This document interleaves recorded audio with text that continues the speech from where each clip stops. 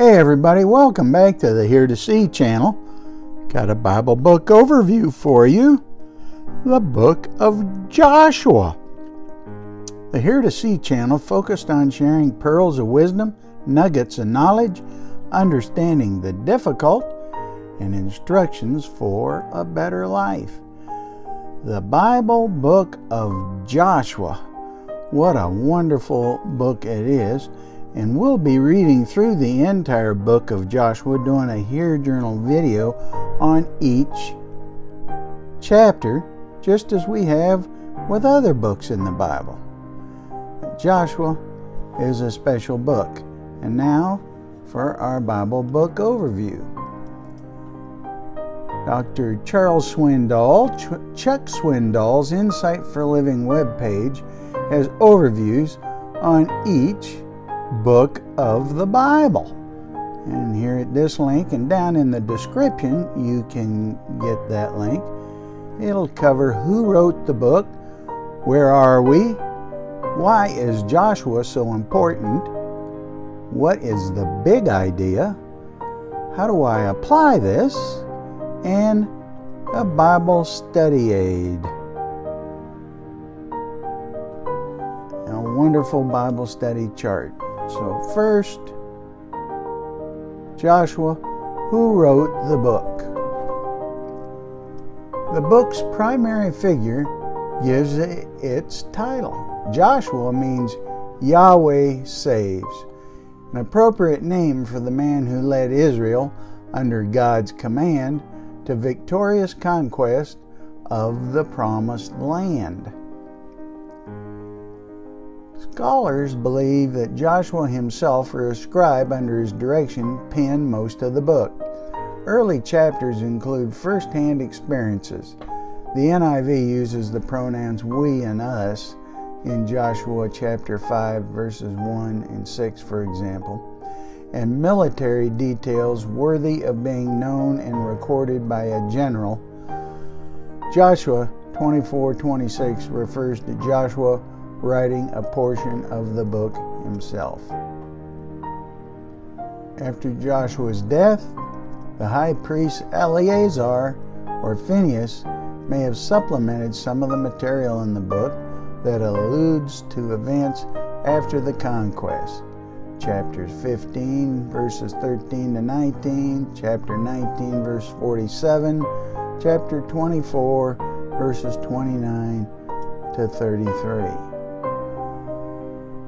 So this takes place at the end of the Exodus, Joshua leading the people to the Promised Land. So where are we?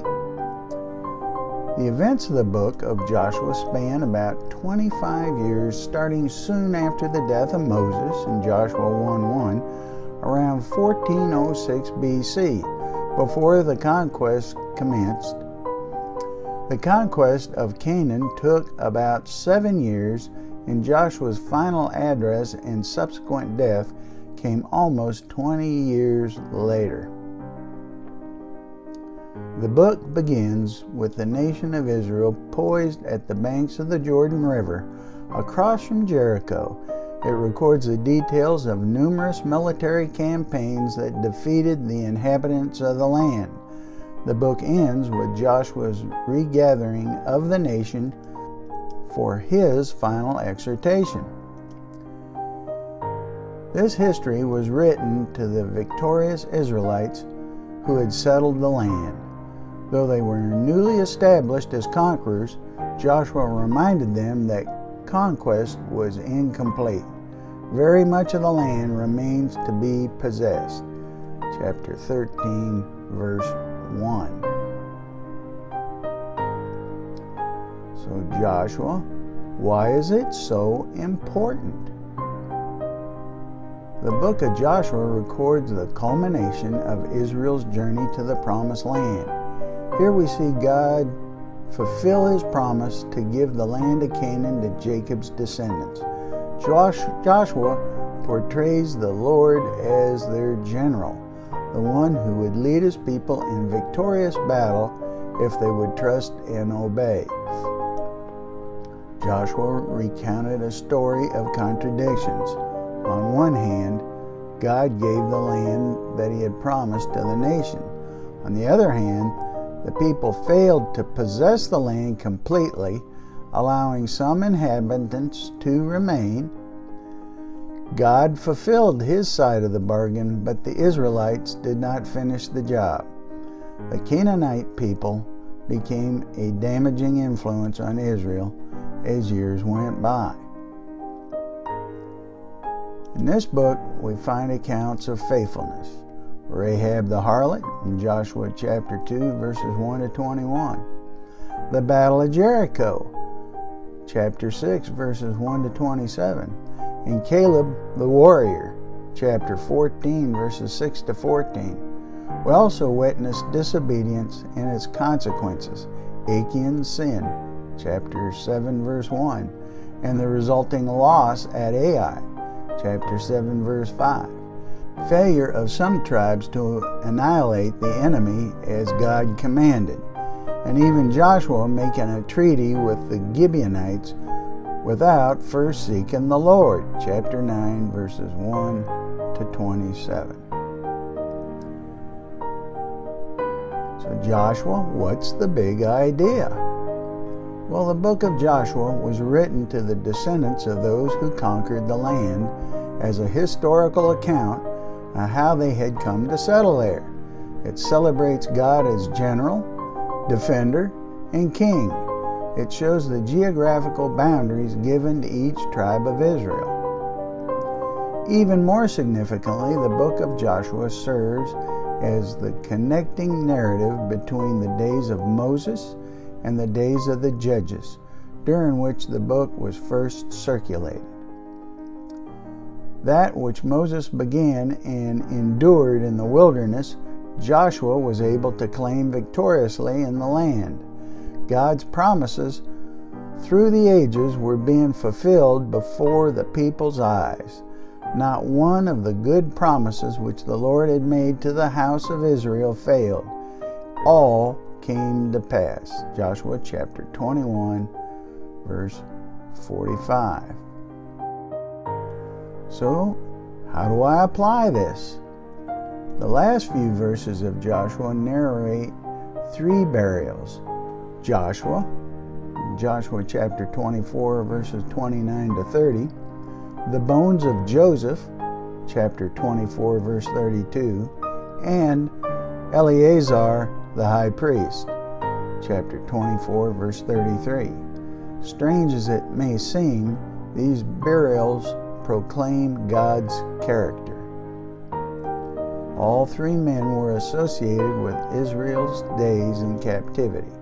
Joseph, long ago when Jacob's family first settled in Egypt, and Joshua and Eleazar as young men on the long journey through the wilderness. And now, all 3 lay at rest in the land of promise, witness to God's faithfulness. God is the ultimate promise keeper. As faithful and present as he was with Israel, so he is with us. Be strong and courageous. Do not tremble or be dismayed, for the Lord your God is with you wherever you go. Chapter 1, verse 9. There's some footnote references, and there's some links in the description below. But now, let's look at the Bible study chart for Joshua. The Bible study chart, as you can see, has divided the book of Joshua into these different sections, given these vertical columns. The commissioning of the leader, preparing the people in Joshua chapters 1 through 5, which is the invasion of the land. Then the conquering the enemy. That's Joshua 6:9 and Joshua 10 and through 12. The central campaign and the southern campaign. And then the dividing the spoil. This was the dividing of the lands for the different tribes. And that's Joshua chapters 13 to 17, phase 1, Joshua 18 to 19, phase 2, Joshua 20 to 21, and Joshua 22 is phase 3.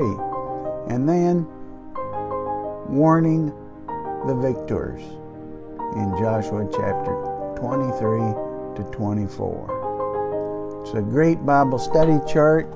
Check that out.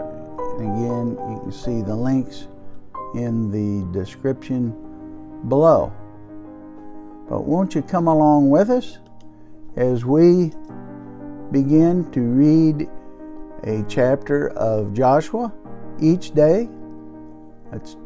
We've got other videos, one here journal for each chapter of Proverbs, Mark, Acts, 1st and 2nd Corinthians, Psalms, Romans, Galatians, Job, Genesis, Exodus, Leviticus, Numbers, Deuteronomy, now Joshua. And you can read one chapter a day right along with us. I think you'll be blessed. It's a great way to spend time with the Lord. Comment below. Share your experiences with us. Have you done any hair journaling? Have you read the book of Joshua? And if you don't know Jesus as your personal Savior, read the Gospel of John chapter 3 to learn about His forgiveness. But the main thing is to talk to God. He's waiting on you. Seek Him now, and see you in Joshua chapter 1.